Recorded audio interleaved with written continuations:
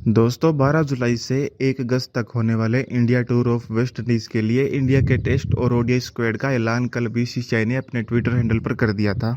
जो आप स्क्रीन पर देख पा रहे हैं, यही इंडिया का टेस्ट स्क्वाड होने वाला है वेस्ट इंडीज टूर के लिए।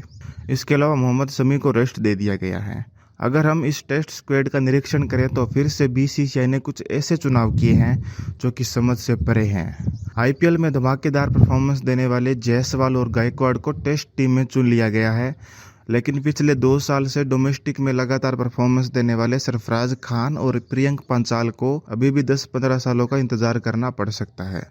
हमारे सेलेक्टर भी अजीब है। आईपीएल जो कि 20 ओवर्स का फॉर्मेट है, उसकी परफॉर्मेंस के बेस पे गायकवाड़ और जायसवाल को टेस्ट टीम में घुसा दिया, लेकिन डोमेस्टिक की दौड़ में रेड बॉल फॉर्मेट में कड़ी मेहनत करने वाले कुछ उम्दा खिलाड़ी जीभ से लार टपकाते ही रह चुके हैं। हो सकता है कि आईपीएल के लौंडे टेस्ट में भी परफॉर्मेंस दे जाएं, लेकिन फिर सिलेक्शन क्राइटेरिया पे सवाल उठता है कि क्या नेशनल टीम में चुनाव का बेस सिर्फ आईपीएल की परफॉर्मेंस है। आईपीएल से किसी खिलाड़ी का अगर टी20 टीम में चुनाव होता है तो हम समझ सकते हैं, लेकिन टेस्ट टीम में आईपीएल खिलाड़ियों को लेना किस हद तक सही है।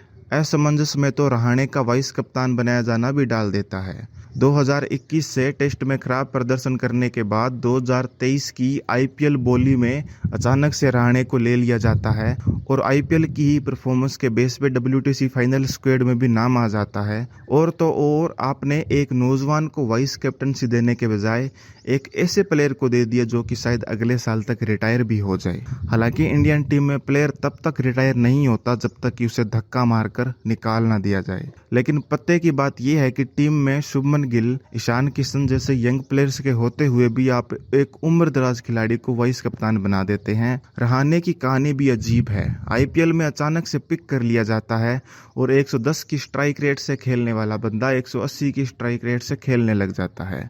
और हैरानी की बात यह है कि डब्ल्यूटीसी स्क्वाड में शामिल होते ही अचानक से आईपीएल परफॉर्मेंस भी गिर जाती है। कहीं रहाणे को टीम में शामिल करने के लिए जानबूझ के तो परफॉर्मेंस नहीं करवाई गई। खैर, हमें क्या। इसके अलावा नवदीप सैनी और मुकेश कुमार को शामिल किया गया है, जिनके परफॉर्मेंस देखने लायक होंगे। ये तो हुई टेस्ट स्क्वाड की बात। अब चलिए एक नज़र डाल लेते हैं हम ओडीआई स्क्वाड पे भी। ओडीआई स्क्वाड आपकी स्क्रीन पे दिखाई दे ही रहा होगा। खुशी इस बात की है कि सैमसन को शामिल कर लिया गया है और दुख इस बात का है कि सैमसन परफॉर्म करे या ना करे, लेकिन अगली सीरीज में ड्रॉप तो होना ही है।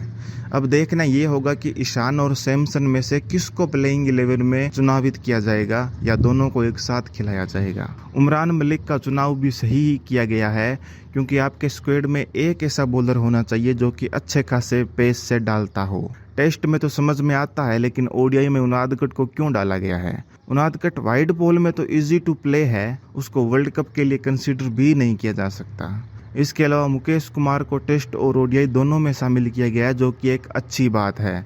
और दूसरी बात यह है कि मुकेश कुमार का रणजी प्रदर्शन भी उम्दा रहा है। धन्यवाद।